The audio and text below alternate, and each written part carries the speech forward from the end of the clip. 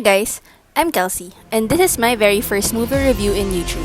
My friends always love asking me what good movies are there to watch, so I thought, why don't I make a video out of it and share? I'm here to give a quick review of the platform. So if you've got no time to watch but want to know what the movie is all about, this is the perfect video for you. The platform is a Spanish movie recently released by Netflix that focuses on Goring, a man who voluntarily places himself inside the vertical prison where the movie takes place. The film's tone is serious, gruesome, and full of suspense on Goring's fate in prison and how his self-imposed mission to change the system will end. So what is the platform? The platform is literally a platform where food is placed that goes through the vertical levels of the prison. Higher levels experience a feast, while those at the bottom pit of the prison eat leftovers or is left with no food at all. The platform represents the wealth that goes around the prison and reflects the greed of those who are privileged, who eat more than their fair share without regard of what will happen to those below them. This initially disgusts our main character, Goring. So who is Goring? At the start of the film, you can already see the difference of Goring versus his first cellmate, Trimagasi, an old man who accidentally murdered someone when he threw his TV out the window. First things first, Goring volunteered to be in the prison for 6 months in exchange for an accredited diploma, showing that he is definitely not a criminal. Second, he chooses to bring not a sword, not a gun, not an item that he can use to protect himself. Instead, he brings a book titled Don Quixote as the one item he can keep throughout his stay. This partly reflects his educated upbringing, and lastly, his initial refusal to eat the leftovers on the platform, thinking this is simply improper. Throughout the first part of the film, Trimagasi takes him through what happens in the prison, where Goring calls out part of the solution of the very inhumane prison system. If only every level eats their fair share, everyone can survive. So what really happens throughout the floors? Each floor has 2 inmates, and the prison operates by shifting you through different floors every month. Throughout the film, Goring is taken into different levels where we see extreme variances in his experiences. First, he was in level 48, a decent level considering level 1 as a top floor. Here, he gets enough leftovers to go through the month without going hungry. Next, Goring wakes up on level 176, tied up to his bed by Trimagasi, with the intention of eating him, given no food reaches down this floor. This is where we are given a first sneak peek of what goes down in the lower levels, where cannibalization and murder is norm at this level of depravity. He luckily survives with the help of a crazy woman who goes on the platform to go through the floors to look for a child. She slits Trimagasi's throat, saving Goring from being a piecemeal. Goring then wakes up on level 33, where he meets the woman who administered him into this prison.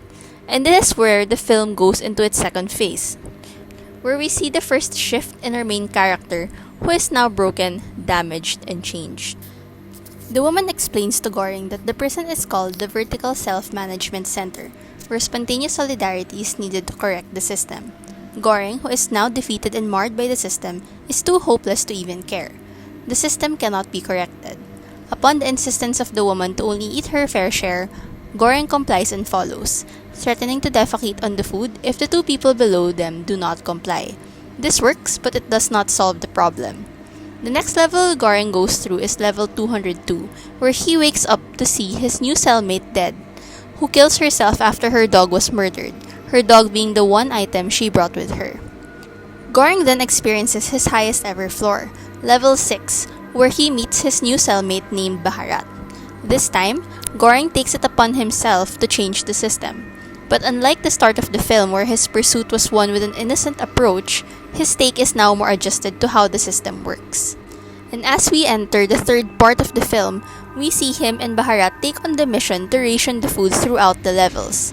Initially, they would immediately strike upon getting even just a hint of defiance until they met Baharat's friend, who advised them to explain before they strike. He also suggested to leave a message to the prison managers, those in power who created the system in the first place, by leaving one dish, the panna cotta. This is to show that their system has failed, that change can happen. So who are those in power? The movie does not delve into it, but gives us a glimpse through the scene in the kitchen, where I quote our director in one of his interviews. The kitchen is represented by cheerful colors and machines that look like toys, but the performances, without dialogue, and the tone of the music tells us that something is not right in the consciousness of those above. There is a full contrast of the luxurious and superficial ways of the privileged versus the poverty that the prison below is experiencing. We see the social class disparity on the bigger lens, the kitchen versus the prison, while the prison goes into more granularity with how it portrays the different vertical levels. The film nears its end as Goring and Baharat are successful in reaching the bottom. It's not the level 250 they initially presumed, as the platform went on and on until it stopped at level 333, where they find an innocent young child, despite policy saying that no one below 16 can enter the system. Realization dawned on Goring now, fully understanding that the woman who saved him from Trimagasi was not crazy at all. She must have been going up and down to ensure food reaches her child. And this is where the film gives us a glimmer of hope amidst the injustice, a message saying that there is still good amidst all the bad. With the panakota being the only food they have left, Goring decided to give it to the child, shifting from the panakota to the child as the message to the management. With Baharat dead due to injuries, Goring finds himself on the platform with the child, but later on decides to step off the platform, as Trimagasi, now just a figment of his imagination, tells him that the message does not need a courier, and only the child is needed, to which the film ends. The film leaves the ending open-ended. We do not know whether the system has changed, but what we see is an attempt to correct what is wrong. And more importantly, Goring's choice to try and change things in exchange for his freedom with 1 month left in his sentence.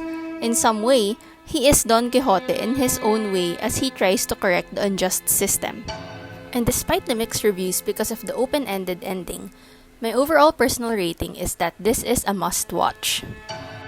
A poignant depiction of capitalism and the widening gap between socio-economic classes, it has a good mix of suspense and gruesome violence with good character depth and development. I hope you guys had fun with this review.